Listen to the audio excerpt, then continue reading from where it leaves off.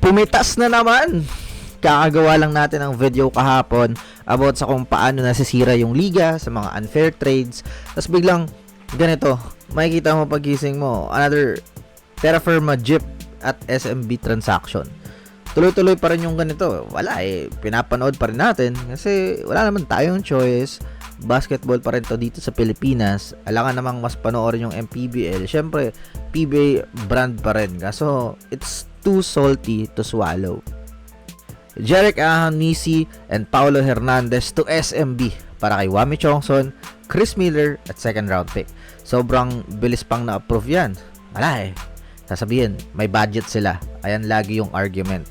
Hindi naisip yung buong liga. Sana laging mga alam na lang yung basketball gods pero parang walang effect. Kung ikaw GM ng Terra Firma Jeep, ba't ka papayag na mawala yung number 1 option mo sa offense? Sige nga. Sa mga magtatanggol sa trade na to, paki-explain. Di ko alam kung merong isang tao magsasabing fair to Maybe the board kasi approve nga Pero sa mga basketball fans dito or kung mahal nyo ang basketball, we know kung ano to. Sinamahan pa ng Paulo Hernandez who had a great conference para sa Jeep. Nung nag 3-0 sila, may best player of the game siya dun Tapos ang ipapalit, hindi ginagamit ng SMB. Same old formula.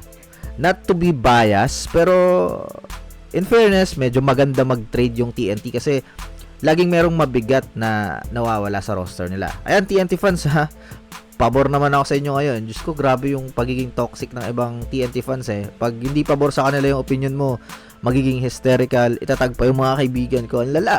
Mas kamahal-mahal pa yung mga Ginebra fans kasi tamang cheer lang sila, the passion they have. Going back to the trade, ano yung pwedeng pasalamatan ng Terra Firma sa SMB? Wami Chongson na trinade na nila, tapos ibabalik lang din kasi hindi naging effective sa SMB. Chris Miller, hinahype ko siya bago yung PBA draft. Is my guy. Argument dyan, pag binigyan ng minuto, puputok. Question dyan, kung puputok, he is 32 years old na rookie. Buti sana kung nasa win now kayo, additional pieces na lang, okay yan. Pero number 1 option, Yani ang nawala. Tas second round pick, Terra Firma, anong reason ulit yung maririnig namin? Hindi pa kasi pwede ng 2 years si J.U. Chu, kaya kalma lang muna mga kabirmen. Merong papalit kay Junmar in a few years. Problema lang is, wala nang Danny Ildefonso na maghahasa dyan. Grabe, sobrang nakakalungkot talaga para sa mga neutral fans. Masaya ka syempre kung SMB fan ka. Disappointed sa mga Jeep fans kung may fans ba sila. Meron ba? Let me know. Matutuwa rin pala yung Ginebra kasi for sure babagsak ulit yung Governor's Cup ng Jeep kasi inaabangan nga yung number 1 pick na nakuha nila. Naging delikado kasi itong Commissioner's Cup kasi nagsisipanalo. Ayun, nagpapanalo kayo Tanggalin natin yung number 1 option nyo para yung number 1 pick malak ng Ginebra. Isang winless na conference lang. Let's go Dwight or Phillips na ito. Ang hirap magbago ng channel identity Simula dati, rant ng rant from the CJ Perez trade video. Hanggang ngayon, same vibe content. Wala Nagbago na ako, tamang post-game video. Ine-enjoy nila yung putahe ng PBA. Pero, pahamak talaga yung mga farm teams Ba't kasi hindi na lang ibalik sa 10 teams muna ulit para nai-imbak yung talent. Lahat nakakapalag. Sa mga magsasabing maraming mawawala ng work, may video idea naman na sub-product D-League teams. Doon sila kumuha ng iha-harvest. Development League. Doon, ganun kumuha ng unknown talent.